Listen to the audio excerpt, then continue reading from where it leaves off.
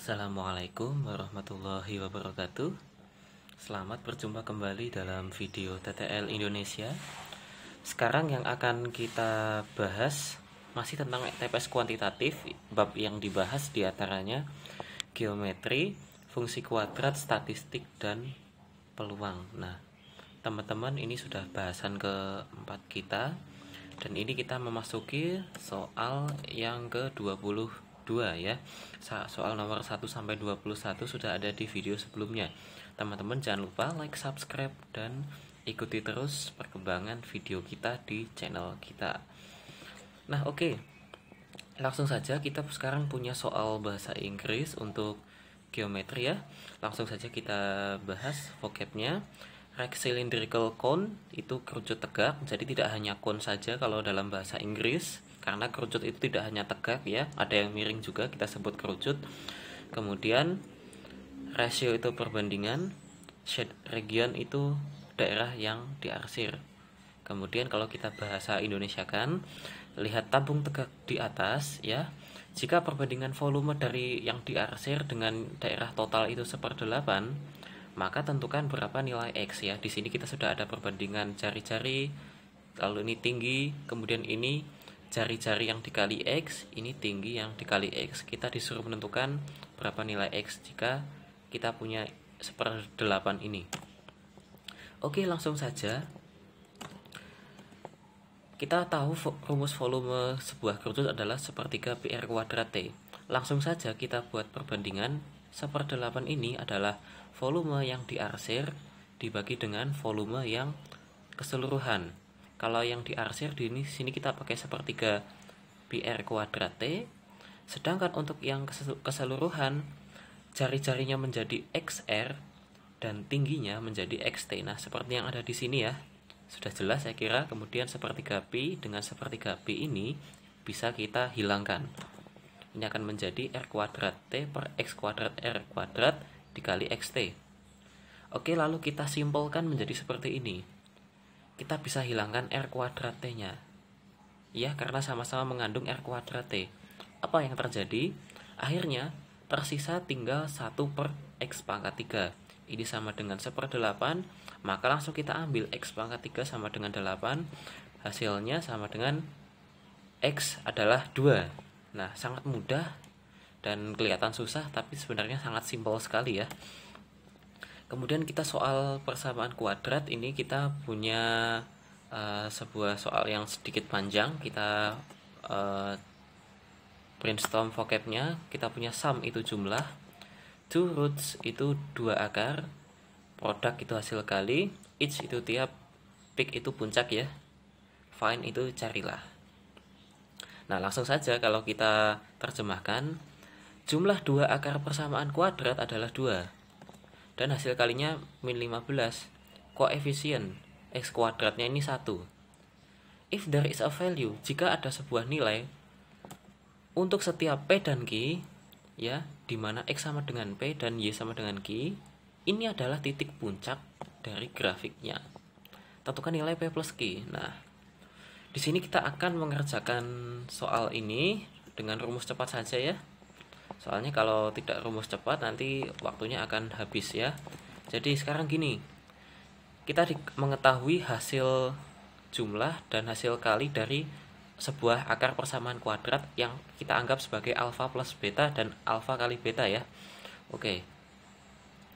Maka rumus persamaan kuadrat barunya adalah X kuadrat min alfa plus beta X ditambah alfa beta sama dengan 0. Di sini kita ketahui alfa plus beta sama dengan 2 dan alfa beta sama dengan min 15. Ini hasil kali, ini jumlah kedua akarnya. Langsung saja kita masukkan ke bentuk yang seperti ini. Langsung saja kita akan implementasikan rumus cepat ya. Jadi di persamaan kuadrat baru ini kita tahu nilai A sama dengan 1, B sama dengan min 2, dan C sama dengan min 15. Bagaimana rumus cepat titik puncak grafik? X sama dengan min B per 2A, kemudian Y sama dengan min D per 4A. Langsung saja kita masukkan untuk X, nilainya min B per 2A sama dengan min negatif min 2 per 2 ya, hati-hati ya dalam mengolah tanda minus. Hasilnya sama dengan 1, ini adalah nilai P ya. Lalu kita akan cari nilai Y-nya atau nilai Q, sama aja. Rumusnya adalah min D per 4A sama dengan min dari B kuadrat min 4AC per 4A. Ini tinggal langsung dimasukin aja, seperti ini hasilnya. Hasilnya kita ketemu Q atau Y sama dengan min 16. Sehingga P ditambah Q adalah 1 dikurangi 16 sama dengan negatif 15. Jawabannya yang B. Oke, sampai sini sudah oke ya. Ini soal berikutnya, soal persamaan kuadrat yang agak panjang nih. Kita bedah vocabnya. Kita punya forgot itu lupa, bring itu membawa, glass itu kacamata, problem itu di sini maksudnya soal, form itu bentuk, incorrectly itu tidak benar atau salah, try itu percobaan, dan had to be seharusnya. Nah, kalau kita terjemahkan seperti ini nih. Teman-teman perlu kejelian dalam membaca soal yang sangat panjang semacam ini. In the quadratic equation test, dalam tes persamaan kuadrat, Rina ini ceritanya lupa membawa kacamata dia, jadi tidak bisa melihat ke papan tulis. Padahal ini the teacher, gurunya, menulis masalah atau soal tersebut di papan tulis, jadi nggak kelihatan si Rina ini. Di sini kita ketahui form atau bentuk dari persamaan kuadrat adalah x kuadrat plus bx plus c.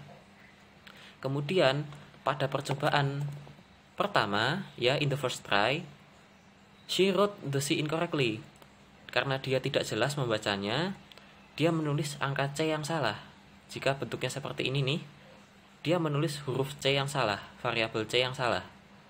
Maka akar-akarnya menjadi 1 dan 5. Kemudian dilakukan percobaan kedua, gantian B-nya yang salah tulis. Jadi akar-akarnya 1 dan 8.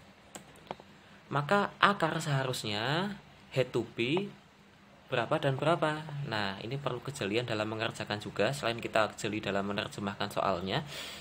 Oke, langsung saja ya. Percobaan 1, akarnya 1 dan 5. Kalau kita bentuk persamaan kuadrat baru, berarti kan x min 1, x min 5 sama dengan 0 kan? Iya enggak? Ini sama dengan x kuadrat min 6x plus 5 sama dengan 0 ya. Nah, pada percobaan 1 ini C-nya salah tulis. Berarti B-nya benar kan? Nah, kita ambil aja B-nya di sini negatif 6. Kemudian pada percobaan kedua, akarnya gantian 1 dan 8. Kalau kita olah menjadi x min 1, x min 8 sama dengan 0 ya. Sama dengan x kuadrat min 9x plus 8 sama dengan 0. Nah, dalam kasus kedua ini B-nya salah tulis, tapi C-nya, berarti C-nya benar kan, tidak salah tulis kan? Berarti kita ambil aja di sini nilai C-nya sama dengan 8. Nah, sekarang kita mengantongi bentuk ini untuk form yang ini. Langsung saja kita masukkan menjadi x kuadrat min 6x plus 8 sama dengan 0. Nah, kalau sudah begini, kita faktorkan, ketemunya akar persamaannya adalah x sama dengan 2 dan x sama dengan 4. Oke, sampai sini sangat tricky soalnya, padahal ya tidak susah-susah amat sebenarnya. Jawabannya yang D ya. Ini soal statistik ya, hampir mirip dengan video kita yang kedua. Vocabnya tes itu ujian, min rata-rata, mode itu modus, standar deviasi, following statement pernyataan berikut.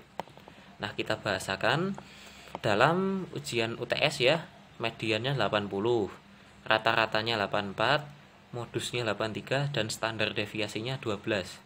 Kemudian sang guru ini memberi bonus poin 5 poin ke semua siswa. Nah, mana pernyataan yang benar? Nah, kita punya 4 pernyataan, dijawab sesuai dengan aturan UTBK 2020 ya, yang 123, 13, 24, 4, 1, 2, 3, 4 ya. Di sini kalau kita amati option pertama, mediannya menjadi 85. Ini mediannya naik 5 poin.